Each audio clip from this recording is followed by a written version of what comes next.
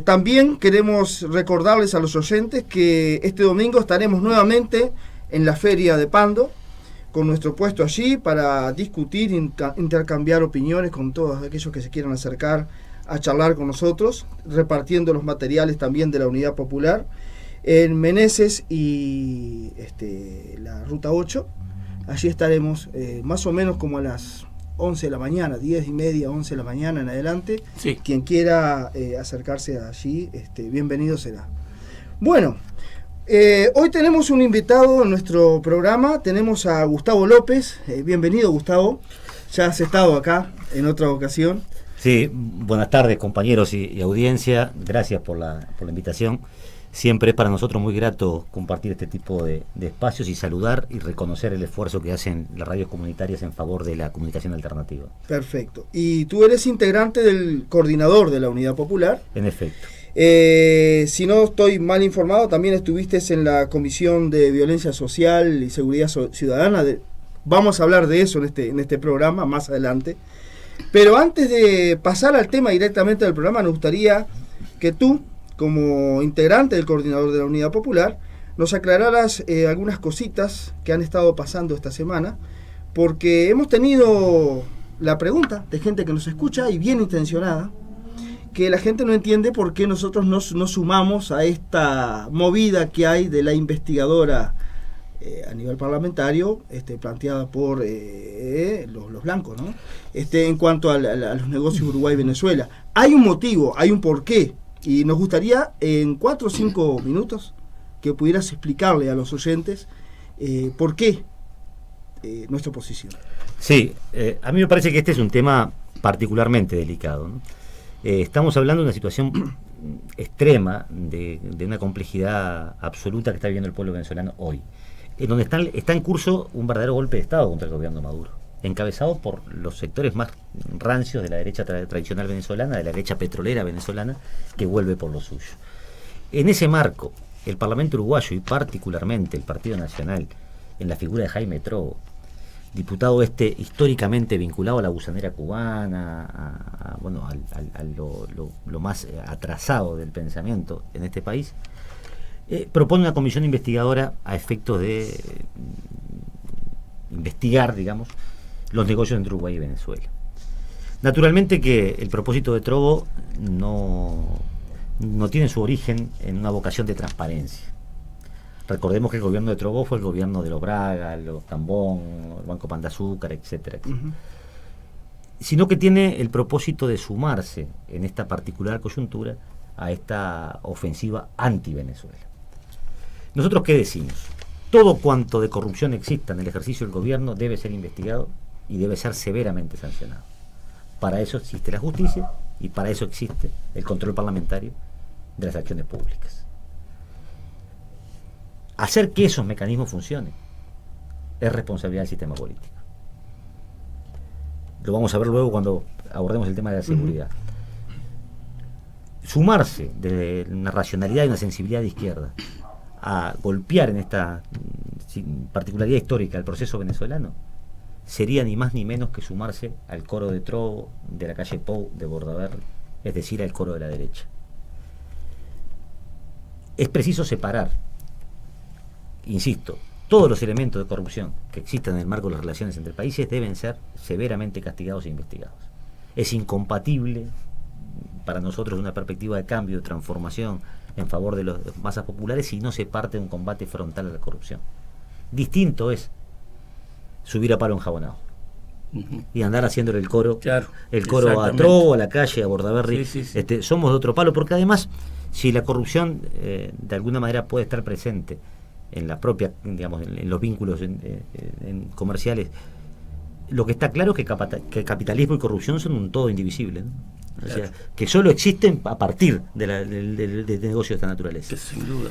Finalmente, decir que nosotros, en relación al proceso venezolano, lo que tenemos que sentir es un enorme agradecimiento. Venezuela invirtió 15 millones de dólares en el hospital de clínica, sin alguna contrapartida, solidariamente. Sin duda. Venezuela, en relación a la pequeña y mediana producción láctea, un sector que está en una crisis profundísima, ofreció negocios, la compra de nuestra producción láctea a este sector a precios 2 veces por encima de lo del mercado internacional. Es decir, una forma de concebir las relaciones comerciales entre países por fuera de la lógica esencialmente mercantil y apostando a, digamos, de alguna manera, salvar un espacio de la producción familiar clave, ¿no? En el caso del sector lechero, además, la producción que más gente asienta en el campo. Claro. La producción por hectárea, la lechería emplea mucho más gente que la forestación o la ganadería extensiva, ¿no? Venezuela, en relación a los negocios petroleros, que la justicia verá lo que se hizo en ANCAP, ofreció la posibilidad a Uruguay de refinar petróleo y de subsidiar buena parte de sus combustibles, ¿no? Entonces, hay un marco de relaciones que es preciso respetar. Nosotros ni pretendemos cobijar corruptos, ni pretendemos dejar de señalar la responsabilidad, claro, que eventualmente se haya tenido. Por ejemplo, en las fábricas recuperadas, ¿no?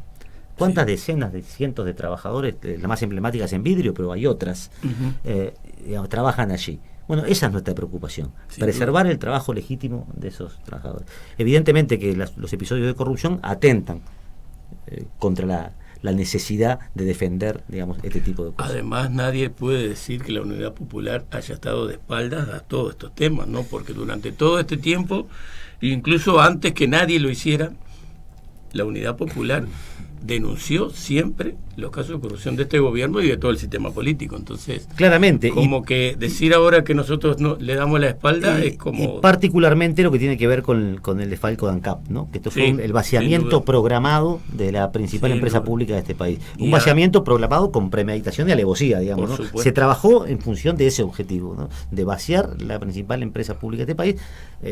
Posterior al vaciamiento, naturalmente, lo que florece es la privatización del negocio petrolero.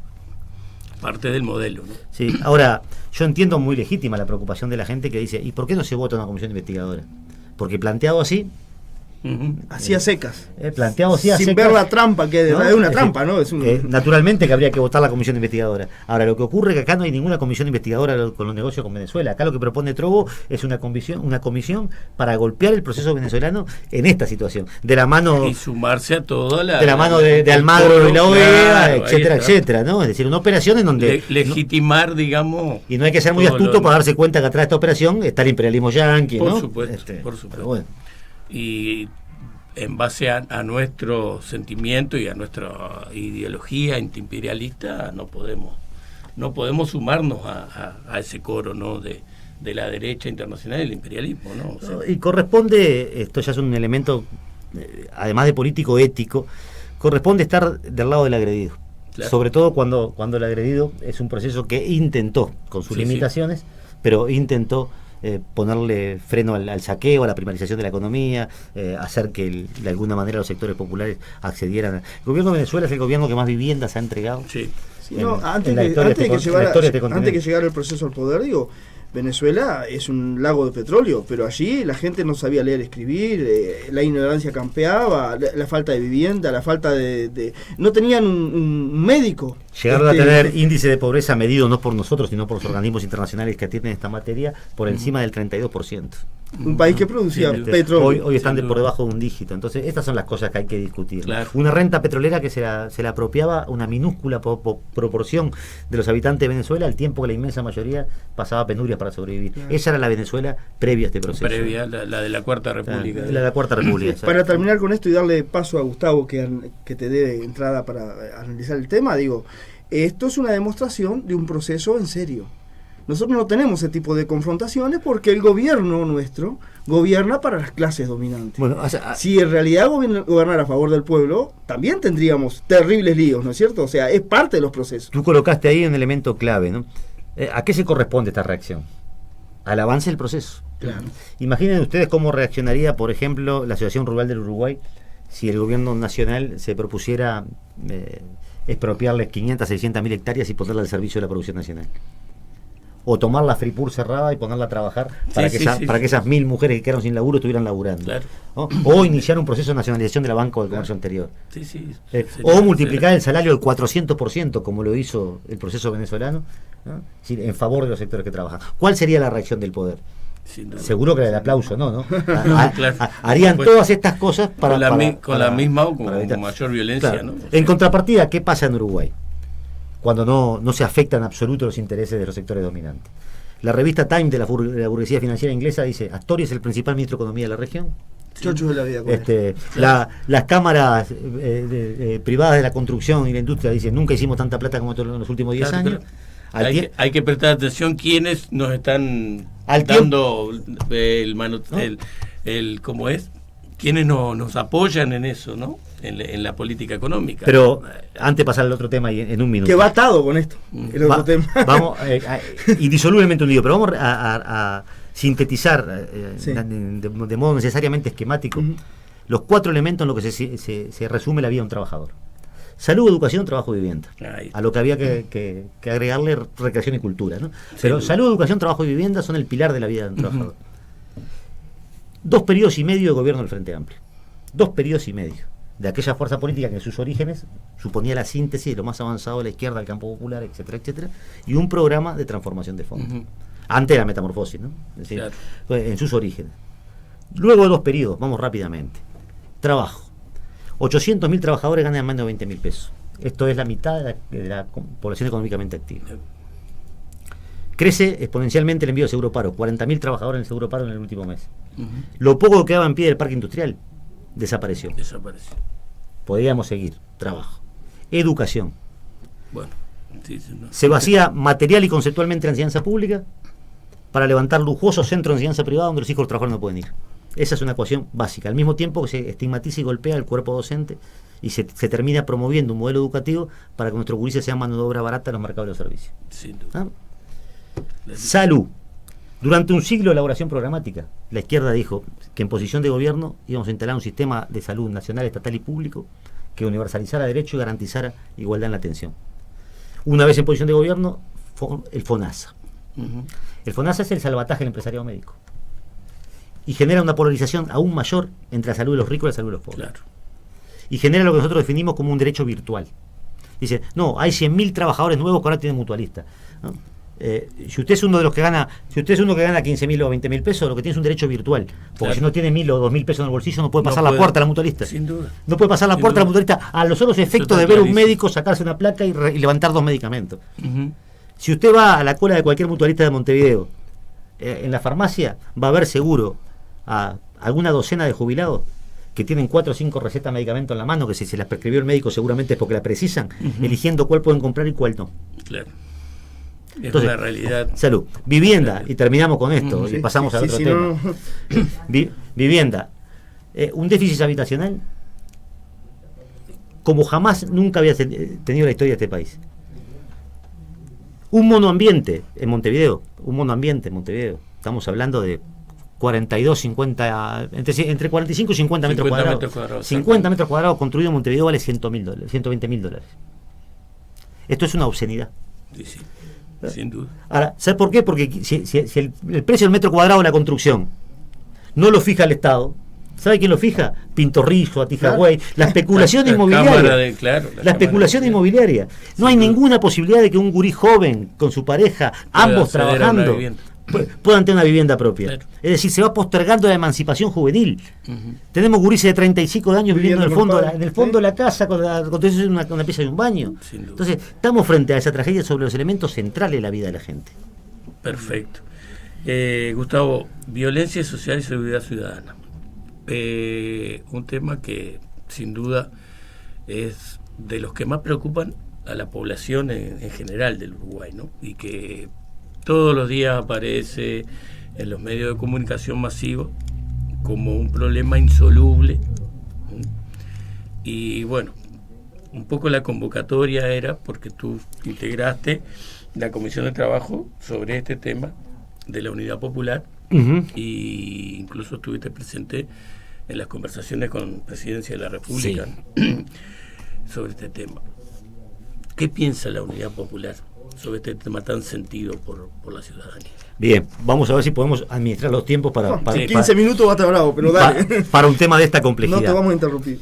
El presidente de la República convoca a un diálogo multipartidario preocupado por lo que ellos llaman seguridad ciudadana y convivencia social. Nosotros llamamos violencia social. Y en ese diálogo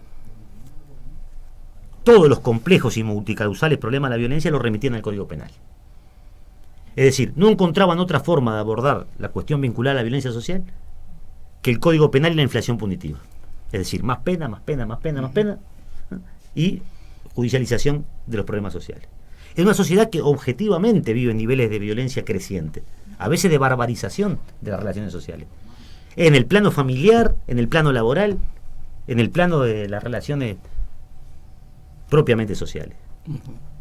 Hasta la mitad de la década del 90, en las encuestas que existían por entonces, el tema de la seguridad ocupaba el cuarto o el quinto lugar en la preocupación de los uruguayos. Por debajo de la salud, la educación, la vivienda y otras cosas.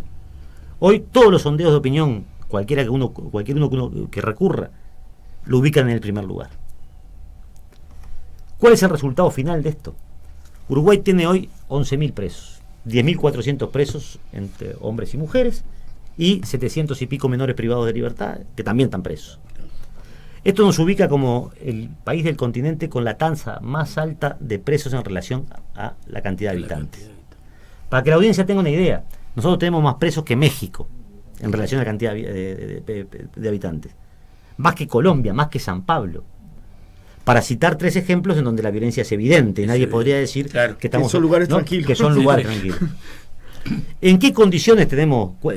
¿Quién son esos 11.000 presos? El 75% son menores de 30 años. 30% de los cuales no han terminado la escuela. ¿De dónde provienen? Su inmensa mayoría de los sectores populares. En un nivel de fragmentación socioterritorial que vive este país como nunca antes en su historia, que genera que adentro de la ciudad existan 2 mundos. Que dentro de algún tiempo no van a poder entenderse ni en su idioma. En los 20 kilómetros que separa Carrasco de Casabó, 20 kilómetros, usted encuentra un extremo índice de Bruselas y en el otro es de Haití. En cualquier indicador que quiera buscar, mortalidad infantil, prostitución, drogadicción, niveles de educación, en 20 kilómetros. 2 mundos distintos completamente. 2 mundos distintos que, insisto, en poco tiempo no van a poder ni hablar la misma lengua. No van a poder entenderse uno de aquí con uno de allá. Resultado de este nivel de polarización social es esta situación de violencia. ¿Qué decimos nosotros? Que existe una indisoluble relación. Es decir, que el delito no tiene ni origen divino ni antropológico, tiene origen social. Claro. Y existe una indisoluble relación entre la pérdida de ciertos elementos identitarios, de valores como el trabajo y como la función de la educación, digamos, en el desarrollo del individuo, que una vez deteriorados tienen como consecuencia lógica esto. Yo viví una buena parte de mi vida en el Cerro Montevideo. En el Cerro había 3 frigoríficos que trabajaban en 3 turnos de 8 horas cada uno, 24 horas. En esa época, el barrio se estructuraba en función del trabajo. Los valores del barrio eran los valores del trabajo, la identidad del barrio era la identidad del trabajo. Y se dormía con la ventana abierta, literalmente. Con la ventana abierta. Hoy, en la misma esquina donde antes había corso de mamelucos entrando y saliendo de la fábrica, hay prostitución infantil, pasta base, drogadicción. Entonces, hubo un huracán neoliberal que devastó la industria productiva, la cultura del trabajo. Entonces, la sociedad no puede luego horrorizarse de la derivada de su propia consecuencia. Seguro. Es imposible. Entonces, podrá desplegar todos los mecanismos disciplinadores que quiera. Ahora, en un punto, esto se le va a complicar, como se está complicando. Claro. Porque al mismo tiempo se le presenta al individuo un bombardeo mediático permanente, casi que clonado. Uno ve los informativos, las cosas parece todo igual, hay un solo ángulo para ver la realidad, en donde se establece una perversa equivalencia entre el ser y el tener. Entonces, usted si no tiene, no es. Y para ser tengo que tener. Y ese tener se transforma en un impulso que muchas veces termina siendo el robo del campeón. Claro. O de la, ¿no? Digamos. Entonces, esta situación de degradación social, de violencia creciente, no solo se expresa en los indicadores de delitos violentos, se expresa también en el resto de las relaciones sociales. Yo quiero reparar en esto. Nosotros tenemos el sistema penal más selectivo del continente, que solo persigue jóvenes y pobres, incluso en la estructura del Código Penal. Esto es importante porque hoy se discute la inflación penal, el aumento de las penas, ¿no? Y esto es explícitamente inútil, esa discusión, porque la pena no disuade el delito. Claro. Pero desde los tiempos de Caín y Abel en adelante, ¿no? O sea, nadie que va a salir a delinquir sale con el Código Penal en el bolsillo. Piensa cuánto le van a dar. A ver que si hago hurto, rapina, no existe esa hipótesis, no hay ninguna posibilidad. Son otros los elementos que determinan que un individuo tenga esa disposición. Entonces, ¿por qué tenemos un sistema penal selectivo? Yo lo quiero explicar con toda claridad. Si usted comete un delito de rapiña, que es un delito que en general cometen los pobres, usted se come entre 4 y 10 almanaques en una celda, sodomizado, en situaciones que los organismos internacionales reconocen como centro de tortura. Sí, una cédula para 5 que tiene 30. ¿No? Sí. El sistema penal uruguayo estaba pensado para 2.400 plazas. Eso fue lo que tuvo durante casi un siglo, ¿no? Hoy tiene 11.000. Bueno, si usted comete una rapiña, insisto, delito que en general cometen los pobres, usted está entre 4 y 10 años preso. Si usted comete una estafa, delito que en general no cometen los pobres, Ya ahí ya entramos Usted- a otro nivel social. usted a los 6 meses está fuera. Si usted se llama Brian González y vive en Marconi y se le ocurre robarse una bicicleta, al concar de cabeza. Si se llama Matías Campiani y se le ocurre fundir pluna, o López Mena, si eventualmente va preso, como le pasó a Martínez Campiani, su cárcel la pasa a un retiro ecológico en la Sierra de Mina, en la cárcel del Campanario, donde el hombre cabalgaba de mañana, está en la foto. Sin duda. Entonces, ¿hay o no un sistema penal Claro. selectivo que elige qué castigar y qué no castigar? ¿Ah? Fuimos a ver a un muchacho hace poco que llevaba 8 meses preso porque en un restaurante de la Ciudad Vieja, en la vereda, las sillas en la vereda, corriendo se llevó un abrigo que había allí y está, las cámaras, porque es el mundo de las cámaras. No, ahora está todo, Ahora, el las gran cámaras hermano está. hacen que este gurí, bueno, Chao, pierda, como pa' dicen dentro. ellos, pierda. Lo fuimos a ver hace poco, 8 meses preso, le costó un abrigo, una campera. López Mena consiguió por teléfono una triangulación. Él llamó a Lorenzo llamó a Caloya le dio $13 millones. En la lógica está la inflación punitiva. Si un abrigo de un restaurante de Ciudad Vieja vale 8 meses, $13 millones, cadena perpetua. Claro. Es decir, aplicando Está el bien. mismo criterio, Sí, sí. ¿no? Claro, el problema es que uno es pobre y el otro no. Claro. Así de simple es la cosa.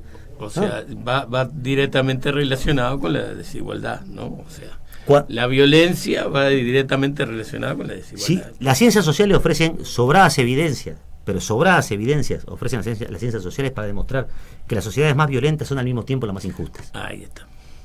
Y América Latina, eso iba yo. Y América Latina es el continente más injusto, del mundo. Seguro. Del mundo. Entonces, ese es el problema central. Nosotros no vamos a poder resolver ninguno de los problemas derivados de la pobreza, ni entre ellos la violencia, si no nos metemos con la riqueza. Claro. No hay otra forma. Así de simple, así de claro. Cuando decimos estas cosas, ¿qué se nos dice? Bueno, pero lo que ustedes proponen es para larguísimo plazo. En las reuniones con el presidente, cuando discutíamos estas cosas, el senador Heber del Partido Nacional, que es como el arquetipo de la oligarquía, ¿no? El tipo decía, ustedes están haciendo ideología. Yo digo, ¿y usted qué se piensa? ¿Que está haciendo ciencia? Metiendo gente presa, ciencia está haciendo usted. No, estamos haciendo ideología, sí, claro. Estamos haciendo ideología, nosotros de un lado y usted de otro, ¿verdad? Claramente que estamos haciendo ideología. Entonces nos dicen, pero esto es de muy largo plazo. Bueno, no sé. Bueno, pero te interrumpo un segundo. Sí, ¿Cómo de muy largo plazo? No me decís que un gobierno que dice que es de izquierda o que llegó siendo de izquierda, ya va para el 2 periodos y medio. ¿Y qué pasó en ese plazo? ¿Qué pasó? ¿No se fue a la raíz del asunto? Digo. En titulares. El Frente Amplio en todo caso es la izquierda que a la derecha le gusta.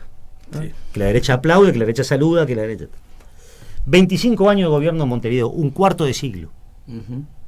Y 2 periodos, vamos a para 15 años, un poco más, de gobierno nacional. Esto es muchísimo tiempo. Sí. Un cuarto de siglo en Montevideo es más o menos la mitad de la Revolución Cubana. Pasamos una idea de lo que pasó en los primeros 25 años de la Revolución Cubana. Claro que a nadie se le va a ocurrir pedirle al Frente Amplio la Revolución Cubana. Claro, no. Pero un poquito más de esencia, ¿no? Alguna cosita más o menos sensata. Claro.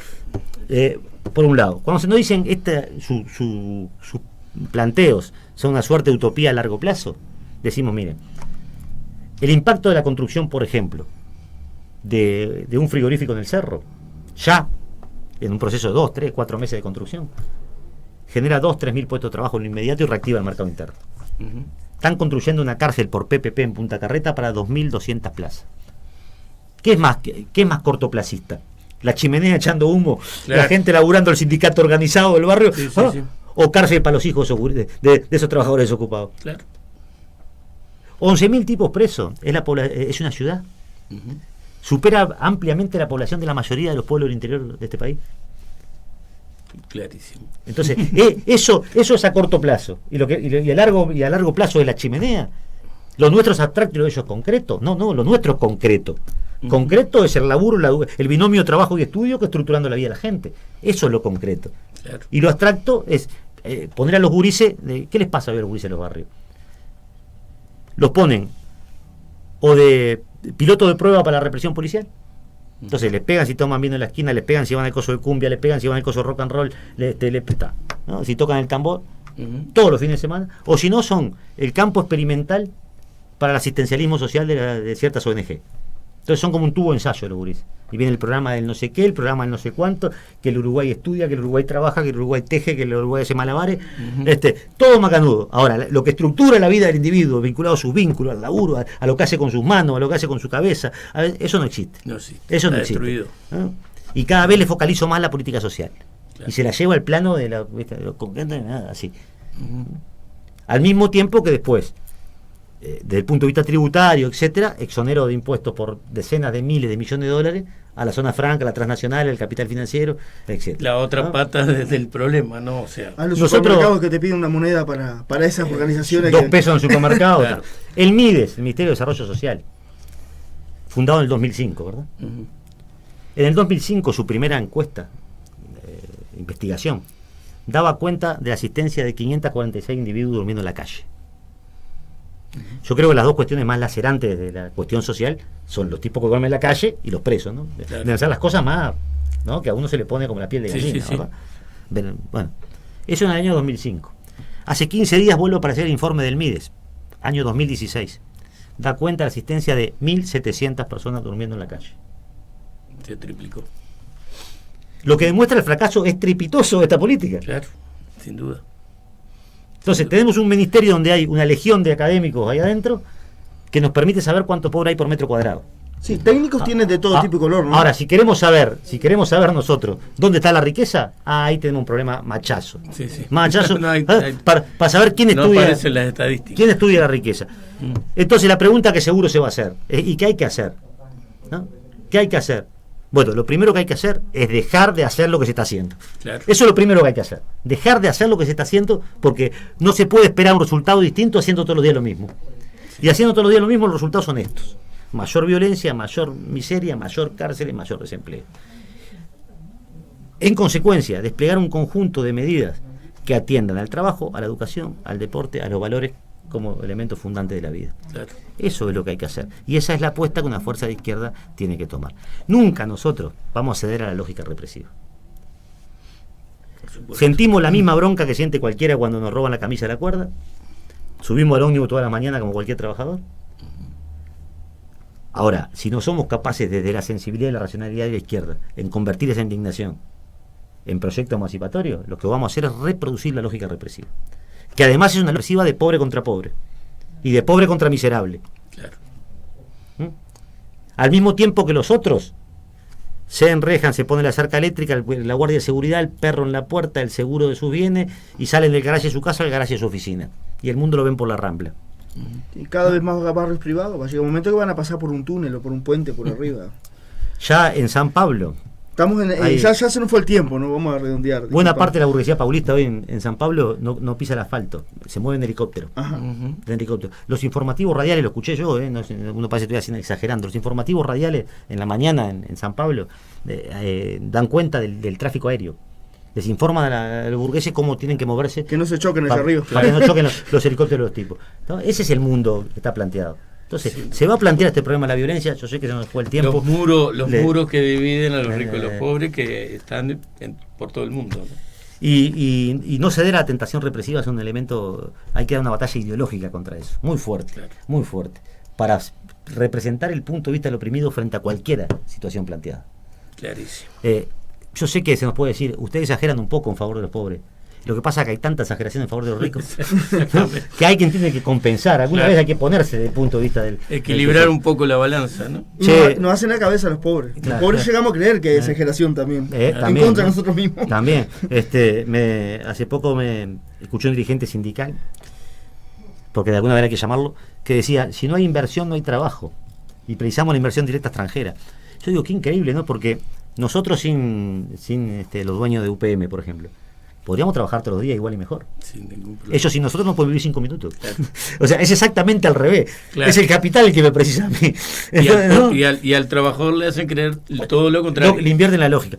Che, muchas gracias. No, por Bueno, favor, seas bienvenido. a y la bueno, orden, un gusto a la orden. tenerte aquí. Como siempre se nos ha ido el tiempo, pero ya te estamos convocando para un próximo programa ¿Cómo para no? seguir discutiendo todos estos temas, ¿no? Y nosotros nos reencontramos el próximo sábado en una nueva edición de Rescatando Patria. Perfecto. Y en la feria este domingo. Y en la feria este domingo. Nos vemos.